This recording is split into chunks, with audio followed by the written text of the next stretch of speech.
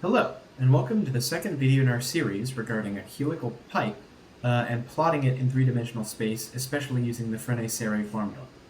Today we're going to be covering the meat and potatoes of the Frenet-Serret formula, specifically the derivation of the normal and the tangent vectors. So, to start, we're going to obviously need to know what the Frenet-Serret framework is and why it's useful. And so to start, we're going to be talking about, its applications.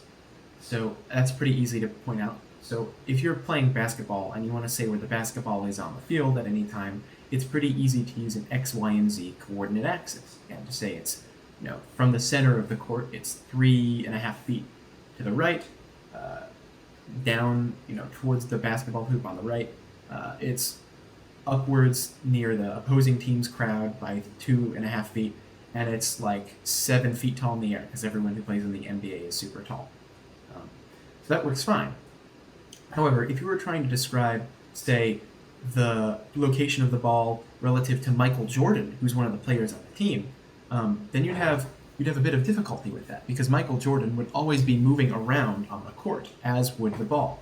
So when both the thing you're trying to look at and trying to track is moving, and your frame of reference is moving, it's just a nightmare. So the Frenet-Serret formula gets around that by creating a three-dimensional, wholly useful, totally usable, and fully descriptive frame of reference around a moving point, specifically on some curve. So I'm going to have that up, that Wikipedia page right here. I'm going to quickly flip to that. As you can see right here, we have a little pink curve right above my head on the camera. I'll move it up a little so there's a bit more space. But as you can see, as we move along this curve, these three axes, the one sticking straight up vertically, the one pointing in the direction of movement, and the one pointing towards the center of the curve, they're following along as we go through time and transform where we are along the curve. So the description of that is right here. As you can see, these equations. First of all, we have the tangential unit vector, which basically is like the velocity of our curve.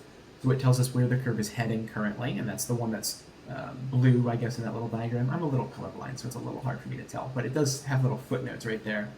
The tangent represents the velocity in three-dimensional, or really n-dimensional space, because the Frenet-Serret formulas have been generalized to work in higher dimensions than just three. But of course, we're working in three dimensions, so that's what we're going to stick with our terminology for now.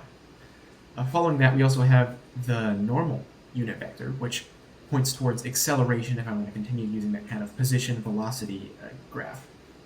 The normal one will always point towards the center or of a circle, if it were a circle, or if it's a curve, towards the acceleration that that point on the curve is experiencing at that time. And because we know acceleration always points to the radius or the radial focal point of a curve, and obviously it has magnitude. The normal vector is also kind of analogous, or I guess not analogous, and it's not the normal vector itself. It's the magnitude of the normal vector, is the reciprocal of the radius of, so in our case we're doing a circle, this radius of our circle, and the radius of a circle, the inverse of that, the reciprocal of that, is known as the curvature, because again, if you have a circle with a much smaller radius, it's going to be a much smaller circle. And so relative to linear velocity, your angular velocity will be higher. So as to say that you'll be curving more on a wider sphere. Think about how big of a sphere the Earth is and how you can't really tell the world isn't flat from just standing on it. Obviously, the Earth has a very low curvature relative to a baseball. Anyway, we can get to the curvature aspect when we get there, because we're going to be calculating that. And then the final one is the binormal unit vector, capital B. Now, binormal means normal in two directions, which makes sense because we have our tangent vector, which says where we're going, the velocity, and our normal vector, which says how we're being accelerated, which is pointing usually inward relative to the curve. So if we were to do a matrix multiplication, a matrix dot product between those two, since they're already perpendicular to each other, the result would be a vector that is perpendicular to both. That's how we get that big, vertical, tall, standing up guy on that curve, because he can neither change in the velocity's direction or in the tangential direction. The tangential is the velocity. The tangential direction or the normal direction, so he must be in some third direction, which happens to be kind of like the z-axis of our curve here. But anyway, so this is kind of telling us how it's derived. I'm just going to quickly say what they are. So capital N, which is our normal vector, derives from our tangent vector. Our tangent vector, as we can see up here, I should probably center it a bit more. So our tangent vector just is very simple. As I said, it's kind of like the velocity. It tells us how our curve changes over time. So, the definitional way is the change in the curve over a change in its arc length. So however long the curve is, how that changes what the curve looks like. In our case, since we're building our curve based on t time instead of based on the length, like how far along the curve we are, we're going to have to do a little modification, but that's very easily done by just kind of expanding that derivative. Instead of dr over ds, we make it dr over dt divided by ds over dt, because it's fairly simple to calculate the change in arc length over time, since we can just do that. That's just the normal of the norm of our curve at some point. So I'll do that really quickly, and then the normal vector, as I said before, is the derivative of that tangent vector with regards to arc length, and then obviously we're going to have to expand dt over ds, the tangent over arc length, into tangent over time, which we've already found in the previous one, and the arc length change over time again, which again is going to be ds over dt. It's very simple. It's just the normal of our tangent vector. But then finally, we're going to have to normalize that. And the reason we don't have to normalize when solving for the tangent vector is because in the fact that expanding it into dr over dt and ds over dt, that ds over dt is the tangent's normal. However, the normal's normal, the normal's norm, its magnitude is not the same as as that ds over dt vector. So it's not normalized when it comes out right out of the gate. So we're going to have to normalize that. But that normalizing factor that I was talking about, that is the curvature. So in order to get our unit vector, we're going to have to kind of get the curvature out of the equation. But just because it's there, we can also extract that if we want to, and I'll show that because that's something I'm required to show you. But with this, we've covered the basics. We can see right here, Frenet-Serret formula kind of written out as a multiplication instead of a division. But let's just get right into coding it. So what we're going to want to do is use closure, that coding technique we talked about in the previous video, to define a function within a function. So we're going to do the same thing we did before, right? Previously we called it Jacob maker. So we're going to define a new function, and we're going to call it Frenet, F-R-E-N-E-T underscore maker. And that's going to, again, take in some function, and it's going to return our two unit vectors. That's what we're looking for in this case. So we're going to return our unit vectors, which I'm just going to call tangent. And it's a tangent, and it's going to return the normal unit vector. So I'm going to put normal. So that's what we're going to return. So obviously, if we want to return something, we have to define it first. So I'm going to define tangent, and the tangent function we're going to be returning is going to take some time t. It's a vector, but it's some time. It's going to return something. It's going to obviously return that unit vector. And then we're also going to define normal, which again is a function of t. And it is again going to return the normal vector of a specific point. So both this tangent and this normal function, they're giving us the tangent and normal at a certain position, but those functions are being built within another function, because they have to be specifically built around the curve function. So again, if we want to know the tangent and the normal functions for the curve function, we have to input the curve into the Frenet maker, and that will spit out a tangent and a normal function which specifically apply to our curve. So just like before, when we made a Jacob maker that could take any function and make the Jacobian of it, we would make one specifically for the curve, so we call it curve Jacobian. So it's going to be the same kind of thing. So if you remember from the Wikipedia page I just showed, we're going to start with the tangent. So we saw that the tangent was equal to derivative of our curve, so I'm going to use, I think the term they used in there was r, so I guess we'll just use r. But that kind of implies radius, so I don't really want to use that. Maybe I'll do capital F for the function. So the function that represents our curve. So a change in our function over the change in arc length. And as we discussed, since we're already defining our function in terms of time, it's a lot easier to make it df over dt, since we already have that. And then obviously we'd have to multiply by dt over ds, but that's the same as dividing by, which I have to do in a fraction, which is unfortunate, ds over dt. So this is what we're going to be doing. So I'm going to make this really easy on myself. And since the ds dt, I might as well define the normal now, and I'll show you why I can make a couple shortcuts. We know that the normal is defined as the change in the tangent dt. I should probably put capital T is equal. So the tangent, you know that. So our normal is equal to the change in tangent over change in arc length. And then, of course, as I said before, this ds dt, it's already this right here is a normal of its, like, it is normalized. df ds is normalized already. And when we expand it, this isn't normalized, but this is, so it takes care of itself. This, however, is not normalized built in. This isn't pre-normalized because, like I said, this ds dt is the normal of df dt. But it's not the case here. So we're this, which this is going to be divided by its normalizing factor. So I'm just going to call it norm of n, which is going to be equal to, we're going to see the same thing we did here, dt over dt divided by ds over dt, and this whole thing, we're going to want to normalize that by, again, the normal of this right here. So again, the normal of n is going to be the normal of this thing, which again we can calculate on the spot after figuring out what this is. So we're going to start with our tangent one. So since ds dt comes up frequently, we're going to define that right here. But to know that, we're also going to need to know what our function is. So this is going to be pretty easy. But we're just going to define df dt as a function. So we're going to define. Actually, we don't have to do that even, because we can just df dt. We don't have to define anything. df dt is just going to be the derivative of the derivative in quotes of our function. But since our function could theoretically be of any number of input variables, it's the Jacobian.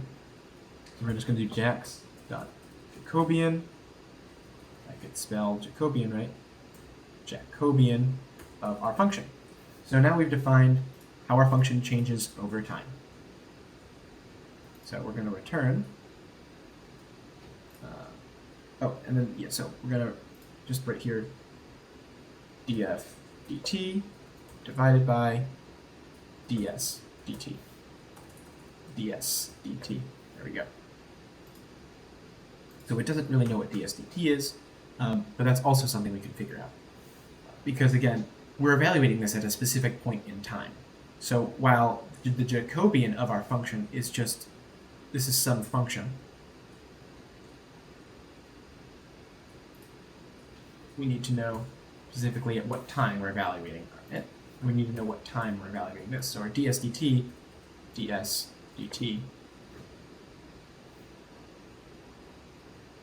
going to have to be a function in and of itself. I'll show you why in a second. It's a function of t. Because this right here, we can set this just equal to the Jacobian because this thing spits out a function. However, there is no such thing as just a function spit out of t. So ds dt is just going to be I think it's jax dot lin, is it algebra? Lin L dot norm. There it is. I don't know why lin L didn't show up. But we're going to take the normal. We're going to just return this of our function at time t. That's how we're going to define the change in our arc length. It's going to be, just double checking right here, because they go into a little specifics on the Wikipedia page about this, and I just want to make sure that I'm not messing that up.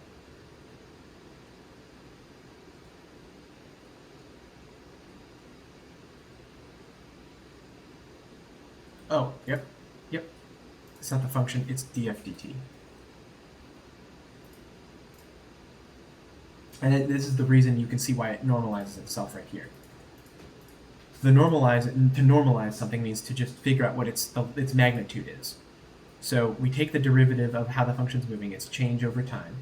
We figure out how normal it is, and then we divide it by its normal. So we're literally normalizing it in in the fact that we are measuring it. Because again, remember that's built in when you just do df ds. But here, when it's df dt over ds dt, this is the normalization factor. So again, you don't have to do anything else. This is our tangent. However, that's not the same thing for our normal. Now our normal, as I said, is going to be dt over ds divided by the normal of n. So obviously, first we're going to need to get dt ds. So dt ds equal to, let's just Jax.Jacobian of our function, but our function isn't the actual original function, it's our tangent function that we just defined. And this is why it's a closure. My runtime just disconnected for no reason, because I am still most definitely connected to the internet. So that's unfortunate, but we're right back. It seems like everything's still loaded, so it must have just been a quick connection drop. That was concerning, and you guys saw that pop up too. Anyway, so now we've done dt ds, which is going to take our tangent function that we just created and take the derivative or the Jacobian of that. So now that we have that, we can write down here dt ds divided by the norm. So dt ds divided by the normal of, oh, I mean, this isn't dt, this is dt dt, which is why we did a capital D. It doesn't look great. We could also write the word tangent, but I don't really want to do that. So we have the dt, I'll say bigger T with more bravado, dt, and then we're going to divide that by ds dt, which we already have, so ds dt.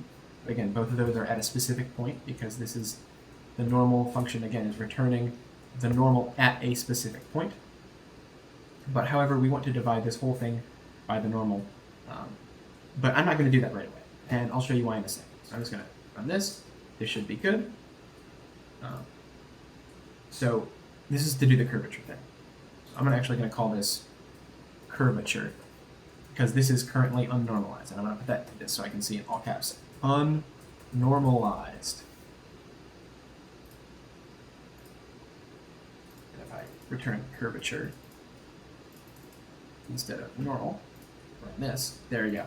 So if I were to say tangent, I don't want to use caps anymore. Let's say we're to say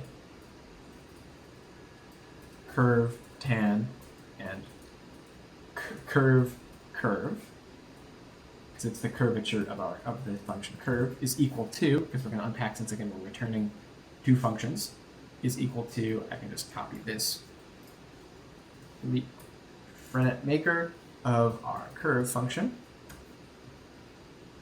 It just works. So it takes in our curve, it takes the Jacobian of it, which is how it changes over time. It also figures out the arc length, the derivative of the arc length, which is exactly the same as the normal of our function over time at a certain point. Figures out what the tangent is, takes the normal, or takes the derivative of that tangent, the Jacobian of that tangent, I should say. I keep saying derivative just because I keep saying dt's, and that makes me think derivative. But it's a Jacobian because it could work for multiple independent variables. So if I were to say curve, I should probably spell this the way I'd actually like it to be spelled with the full word as curve.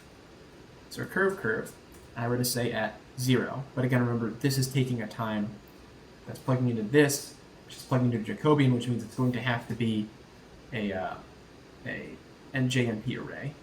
So I'll just copy this down here. I'm going to run this. Jax has no attribute linalg. Why was it telling me it was totally fine with that then? I mean, you saw it auto-filled in. Let's check this real quick then. Maybe it's because I was in a definition. That's weird. Let me get rid of you. So, Jax dot, what do we have?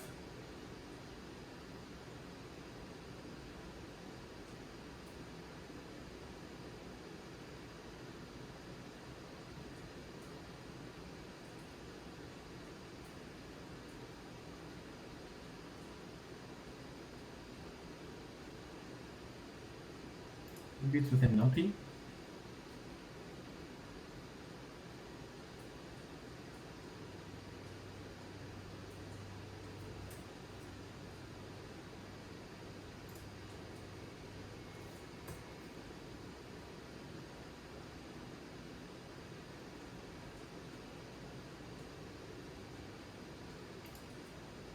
There it is.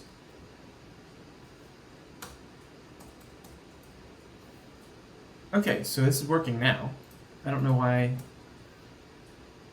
so it is jack.numpy, so it's just JNP. Yes, that's what it is. It's a JNP function, not a JAX function, so that's fine. It's like I know it. I was like pretty sure it was. I mean, I knew it was in JAX. I didn't know what was wrong with it, but we need to run you. Okay, redefine these. JAX Jacobian, JNP now, JNP Jacobian.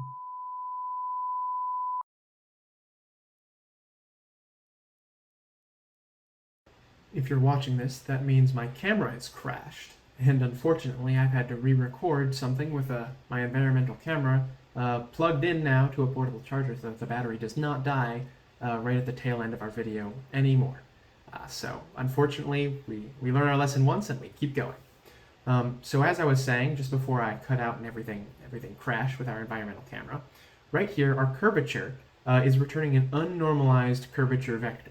Right? It's telling us something that includes the magnitude of our curve right here. So for our curve at any point t, it will tell us what the magnitude of curvature is, and that's simply the inverse of the radius. And I can prove that right here. So after running both of these and getting our curvature function, I do curve curv at a time. And that time is just going to be np dot, or jnp, my bad, jnp dot pi. Actually, if I just put it in at 0,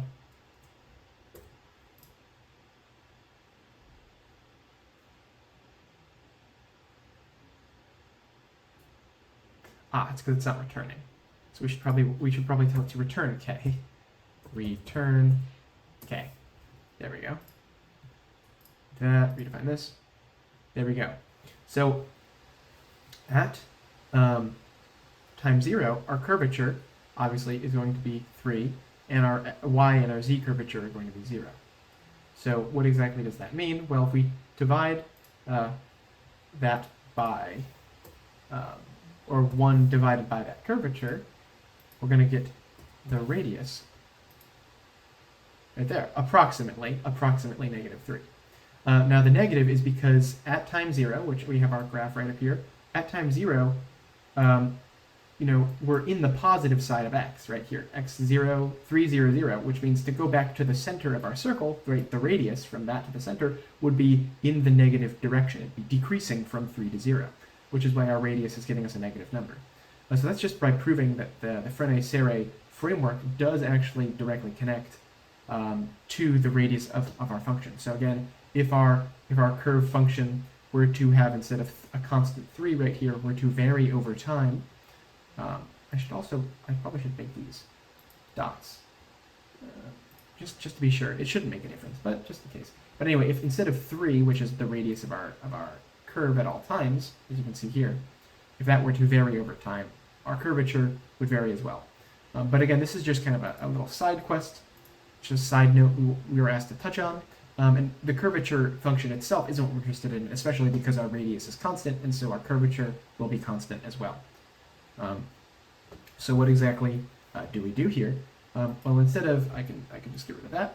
Instead of actually just returning k, we want to return k, but we want it to be normalized. So we're going to divide k by jnp dot linear algebra dot norm, I believe, norm, right, of k. So what this is going to do is it's going to take k and divide it by its length, its norm, which, as we said before, it was negative. When divided by 1, it gave us -3. So even though it's the inverse, dividing by it is still going to be the same thing. So it's going to be some negative, I think it was -0.3, I think, 0.35 or something, and it worked out to be about -3 when 1 was divided by it. But essentially, we're going to ignore it's going to undo the magnitude at this point, so that we're just going to get the vector direction, which is going to be, towards the x. So I'm going to redefine this from curvature to normal, now that we've normalized it. Not because it's been normalized, that it's renamed normal, but because when we normalize it, normalized, it simply tells us the direction of which that we care about. So I'm going to check this, and then instead of calling it curvature, I'm going to call it curve norm, I believe. Let me check. What do we call it? We just called it curve normal. Okay.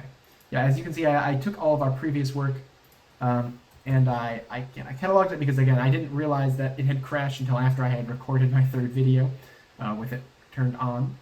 So I finished this entire assignment before having to come back and re-record this because my camera was obviously out, and we can't have that. But anyway, so I run this. Now our normal will be telling us, obviously, the normal at that time. So if I call curve normal at time just 0, you can see we're going to get -1, 0, 0, which is telling us the direction in which we're facing, which of course is going to be the negative x direction, and then 0 in the y and 0 in the z. And that makes sense because the normal, as we said, the tangent is going to be where the quote-unquote velocity of we are at that point, so our tangent is going to be pointing directly this way in the y direction, right? Because that's the way we're facing at that point. The z would be, slightly upward, but not quite. But our normal is just telling us where we're being accelerated by, which is going to be interior directly in, and as you can see that right there. Obviously, if we were to check with, I believe we already did check with curve tan, but if we were to check curve tan at 0, you'd see that it is almost entirely in the y direction. But again, as I said before, since there is a slight upward slope that is constant at 0.4, I believe is the float we're using for that. There's also a slight upward acceleration for our tangent because we are moving upward, but we're not accelerating upward at all. So our z in the z section of our curve normal is 0, and since we're at 0, right? There's cosine, but no sine there, and so that's why we get -1, but nothing in our y direction. So anyway, this is just a quick end cap to the video for everything that got cut off while we were recording. But as you can see, our curve normal and our curve tan function do operate as expected, and our normal right here, this original k before we normalize it, gives us curvature, and we can very clearly tell that from the radius of our circle. So everything checks out. So thank you for sticking with me through the re-recording of this video. I appreciate it, and have a good night.